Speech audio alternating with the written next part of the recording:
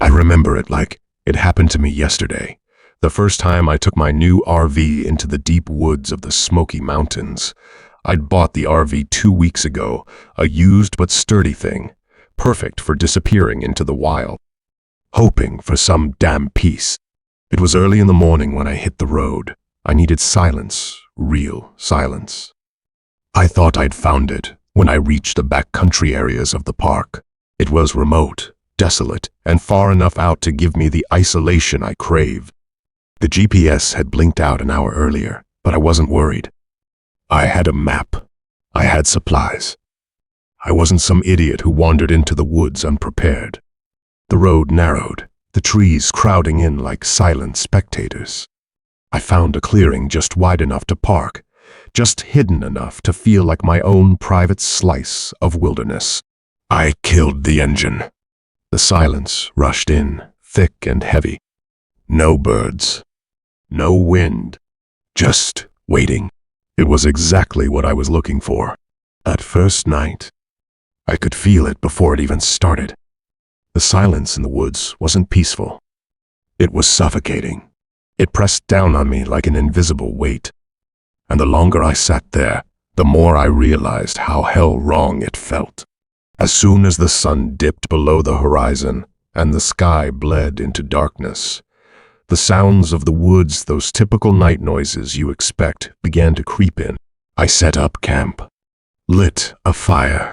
Around 7:15 p.m., when the sun dipped behind the mountains, dragging the temperature down with it.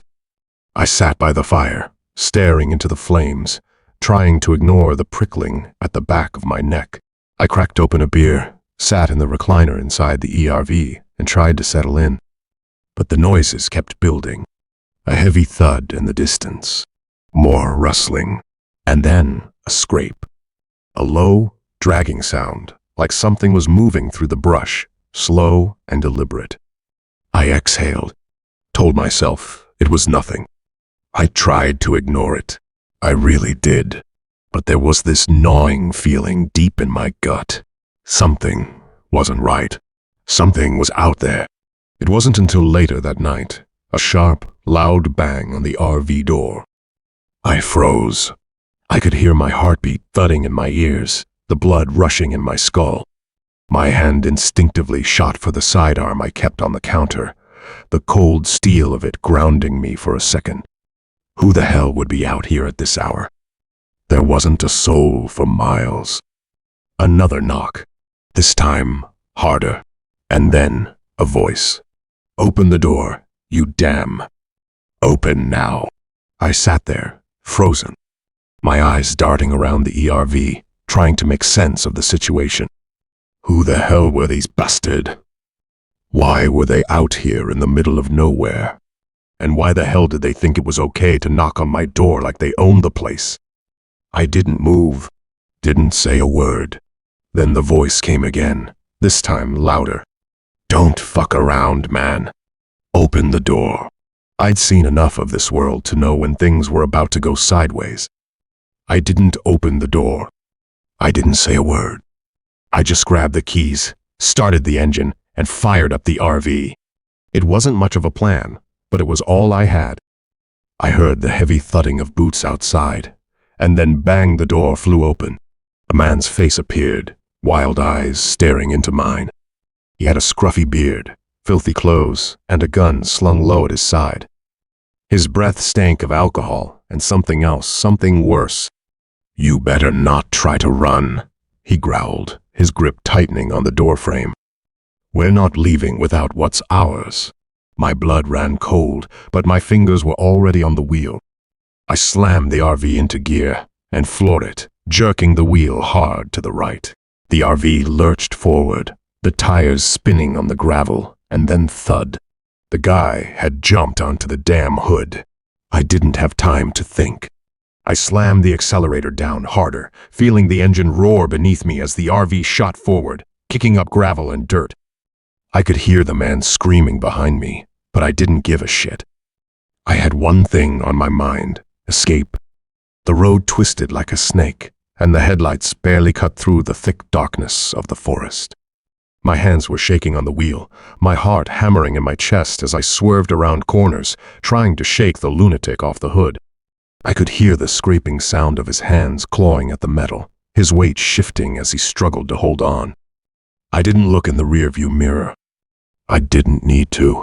I could feel him there, a goddamn shadow on the edge of my mind, pulling me toward a nightmare. I slammed the wheel hard to the left, sending the RV careening toward a narrow path between two massive trees. For a split second, I thought I was going to crash straight into them. But by some miracle, I managed to steer clear, the RV swerving back onto the road. I heard the thud behind me. The guy had fallen off, but I didn't slow down. I couldn't. Not yet. Not until I was goddamn sure I was out of this hellhole. I drove for hours, my foot pressed to the gas. By the time I came to a stop, the sky was starting to lighten. I was miles from where I'd started. My hands were white-knuckled on the wheel, and my whole body was drenched in sweat. I parked the RV by the side of the road, not giving a damn about where I was. I just needed to breathe, to think. That night, I don't know what the hell I was thinking. The Smoky Mountains might have looked peaceful on the map. I learned my lesson. I don't mess around with isolation anymore. I don't take anything for granted. I don't trust anything or anyone out there. And believe me, I won't be making that mistake again.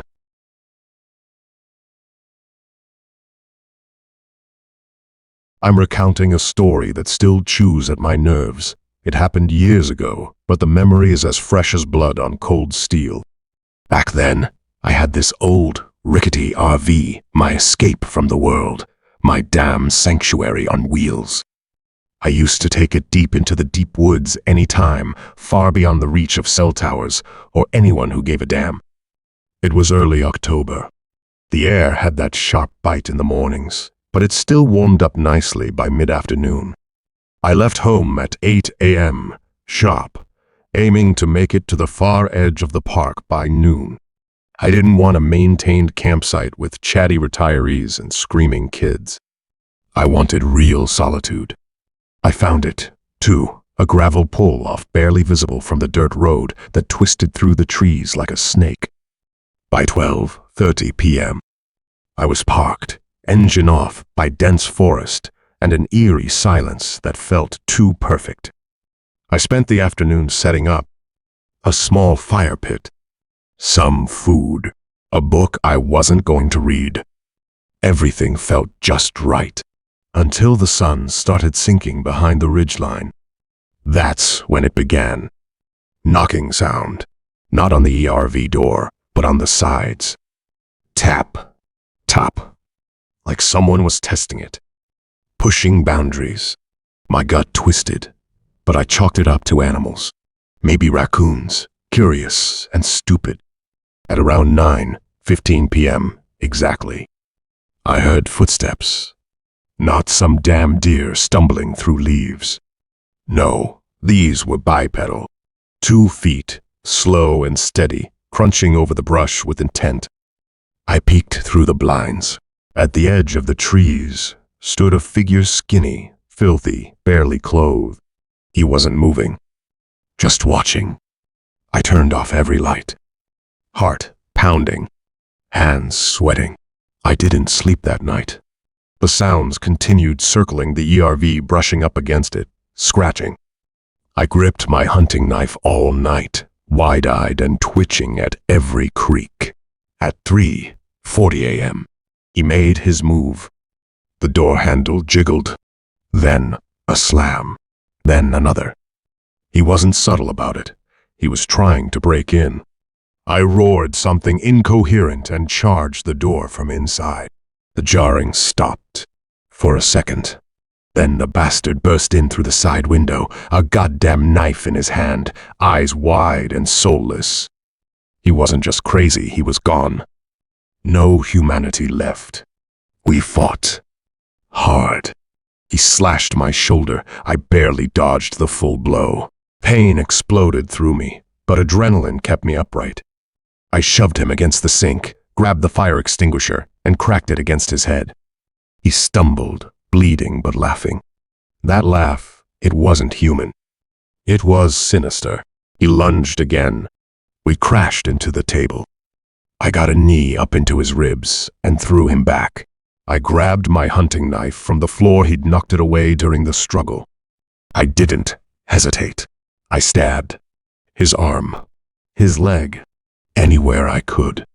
He screamed, but it wasn't fear, it was rage. He swung wildly, caught me in the ribs. I felt warmth spill down my side. I tackled him into the door, kicked it open, and we both spilled out into the dirt.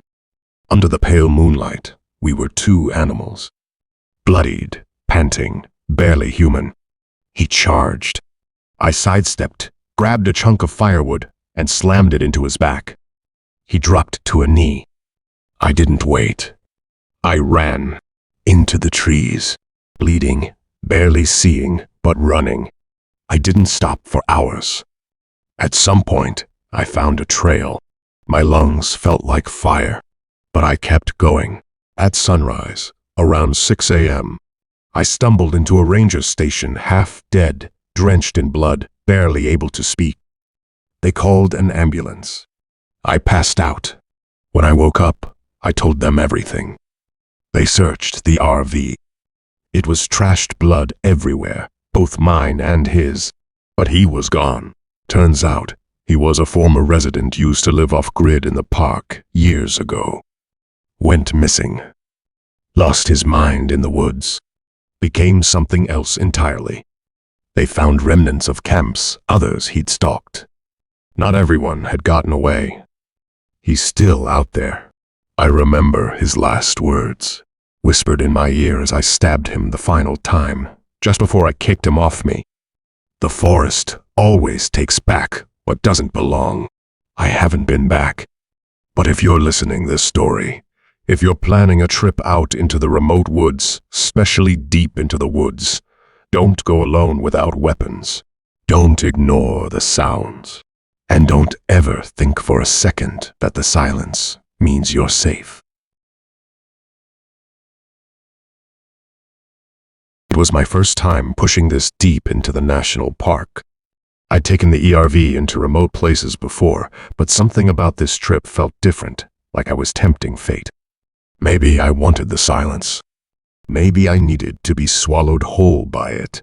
Either way, I drove over 40 miles past the last ranger outpost, turned off onto a dirt road that barely qualified as one, and kept crawling deeper until the trees began to close in like ribs around a heart. It was nearly 4 p.m. when I finally killed the engine and stepped out. The air was crisp, untouched. No distant highway hum, no airplane overhead, just trees. I parked in a clearing that looked like it hadn't seen a human footprint in years. The ground was soft, with rotting leaves. The canopy above so thick it turned afternoon into twilight. It was perfect. Or so I thought. The first night passed quietly, almost too quietly. No crickets, no owls, no usual nighttime forest chatter. I brushed it off. Told myself I was lucky. No people. No noise. Just me, the woods, and a bottle of whiskey. The second night, that's when everything went to hell. It started a little after 11 p.m. I was half asleep on the RV couch. Fire outside burned down to embers. That's when I heard a low, guttural growl. Not the kind a coyote makes. No, this was deep, throaty, close. I shot up, grabbed my flashlight and my hunting knife, and stepped out into the cold dark. The growling had stopped, but the forest felt wrong. You know how sometimes the night just feels off, like something's watching, waiting. I felt that heavy stare. I scanned the trees, the beam from my flashlight bouncing off branches and moss-covered trunks. I should have turned around right then. Should have locked the door and waited for morning. But I didn't. I walked deeper and deeper into the woods. The growl returned, closer now. Then suddenly, I saw a flicker of light way off through the trees. Dim, orange. Firelight. I kept going. Probably another camper, I thought. Maybe someone who needed help. About a half-mile in, I found it. An old RV rusted to shit, hunched in a clearing like a corpse left to rot. Its windows were fogged up. One of the back tires was flat and half sunk into the ground. The door creaked open, just enough to let out the smell of damp rot and sweat. Inside were people, 4 or 5 of them. Pale, eyes wide, gaunt, like they hadn't eaten in days. One woman looked right at me and whispered, "You shouldn't be here. He'll smell you." I opened my mouth to speak, but then the woods behind me exploded. Something massive barreled through the trees with a sound like snapping bones and wet gravel. I turned just in time to catch a glimpse. It was a wolf, or something wearing the skin of one. Bigger than any animal I'd ever seen, with a hulking frame and glowing yellow eyes. It moved like a nightmare. Fluid. Silent. The people screamed. I didn't wait. I ran. I bolted through the trees, lungs searing, branches clawing at my arms and face. I could hear it behind me. Heavy footfalls. That god-awful growling. It wasn't chasing me. It was hunting me. It was all blood and breath and fear. When I burst into my clearing, I yanked the door open and dove inside my RV. I slammed it shut and locked it, backing away just as something hit the side with enough force to rattle every window. The thing scratched and howled, its claws carving deep gouges into the metal. I could see its silhouette moving back and forth, pacing like it was waiting for me to screw up. I grabbed my shotgun from under the bed, loaded 2 shells, sat on the floor with my back to the fridge, shaking, heart pounding like a war drum. It stayed out there until nearly 4 a.m. Never tried to smash the windows, just kept circling, kept scraping, kept whispering in that deep animal throat. I swear to God, it said my name once, whispered it slow and sweet like it had always known me. When it finally left, I didn't sleep. Couldn't. Just sat there until dawn leaked in through the trees and made the horror look smaller than it was. I didn't pack. I didn't eat. I turned the key and peeled out and straight to the ranger station nearly 40 miles away. I told them what I saw, what I heard. The ranger just stared at me for a long moment, then asked some questions. I didn't know what the hell that was. Apparently, that area had been closed off for years. Fires, animal attacks, disappearances. They stopped logging it decades ago. No trails, no tourists. Just one way in, one way out. Some places don't want you. Some places chew you up and spit out what's left.